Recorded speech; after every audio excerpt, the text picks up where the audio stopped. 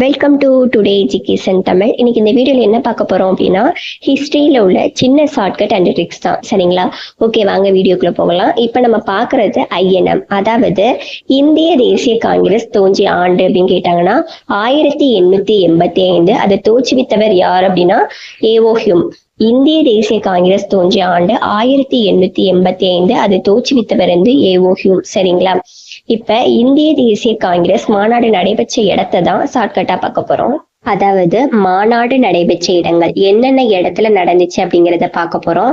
Year அப்படின்னு பார்த்தோம்னா ரொம்ப ஷார்ட்கட் தான். 1885 காங்கிரஸ் வந்து தோன்றிருக்குமா.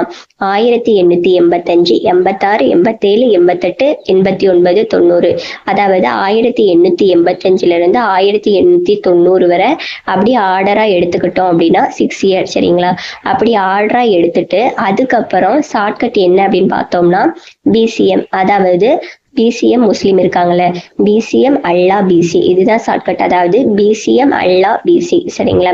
பி என்பது பாம்பே, சி என்பது கொல்கத்தா, எம் என்பது மெட்ராஸ், அல்லா என்பது அலகாபாத், மறுபடி பி என்பது பாம்பே, சி என்பது கொல்கத்தா. சரிங்களா? இது அப்படியே ஆர்டரா பிசிஎம் அல்லா பிசி அப்படிங்கிறத மட்டும் ஞாபகம் வச்சோம்னா 1885 இருந்து 1890 வரை போட்டுடலாம். 1885 பாம்பே, 1886 கொல்கத்தா, 1887 மெட்ராஸ், 1888 அலகாபாத், 1889 பாம்பே, 1890 வந்து கொல்கத்தா. சரிங்களா? இங்கெல்லாம் மாநாடு நடைபெற்றிருக்கும். இதுக்கு ஷார்ட்கட் வந்து பிசிஎம் அல்லா பிசி. சரிங்களா?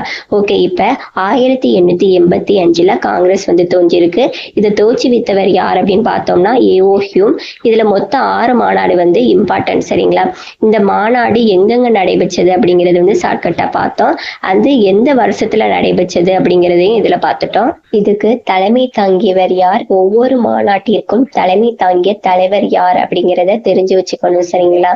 அது எது ஷார்ட்கட் தேவைப்பட்டது அப்படின்னா கமெண்ட் பண்ணுங்க, கண்டிப்பா வீடியோ போட்டுடலாம்.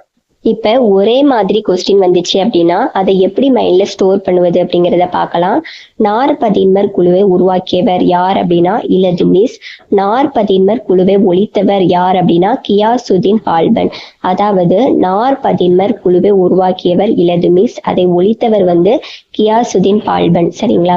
இந்த மாதிரி கொஸ்டினை எங்க எதிர்பார்க்கலாம் அப்படின்னா, இப்ப வர கொஸ்டின் எல்லாமே வாக்கியம் 1, வாக்கியம் 2 அப்படின்னு கொடுத்து, வாக்கியம் 1ல நாற்பதின்மர் குழுவை உருவாக்கியவர் இலதுமிஸ், வாக்கியம் 2ல நாற்பதின்மர் குழுவை ஒழித்தவர் பக்தியர் கில்ஜின் அப்படின்னு கொடுத்துருவாங்க. சரிங்களா?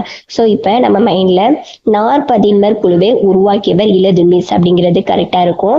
ஆனா அதை ஒழித்தவர் இவர் தானா அப்படிங்கிறது டவுட் வந்துடும். சோ இந்த மாதிரி உள்ளதை யார் உருவாக்கினார், யார் ஒழித்தார் அப்படிங்கிறத கரெக்டா ஞாபகம் வச்சுக்கோங்க. அப்பதான் வாக்கியம் 1 மட்டும் சரியா, இல்ல 2 மட்டும் சரியா, இல்ல 2மே சரியா அப்படிங்கிறதுக்கு ஆன்சர் பண்ண முடியும். சரிங்களா? ஓகே, இதுல லாஸ்ட் டைம் எப்படி கொஸ்டின் கேட்டிருந்தாங்க அப்படின்னா கியாசுதீன் பால்பனுடன் பகைமை பாராட்டியவர்கள் யார், அதாவது கியாசுதீன் பால்பனுடன் பகைமை பாராட்டியவர்கள் யார் அப்படின்னு கேட்டிருந்தாங்க. இதுக்கான ஆன்சர் தெரிஞ்சா கமெண்ட் பண்ணுங்க. ஓகே, நெக்ஸ்ட் கொஸ்டின் வந்து இதுவும் அப்படிதான். வாக்கியம் 1, வாக்கியம் 2 அப்படின்னு கொடுத்துட்டு இல்ல ஏதாவது ஒரு ஆன்சரை வந்து தப்பா கொடுத்து வாக்கியம் 1 சரியா, இல்ல 2 சரியா, இல்ல 2மே சரியா, இல்ல 2மே தவறா அப்படின்னு கேட்பாங்க. சோ இதை வந்து தெளிவா பார்த்துக்கோங்க.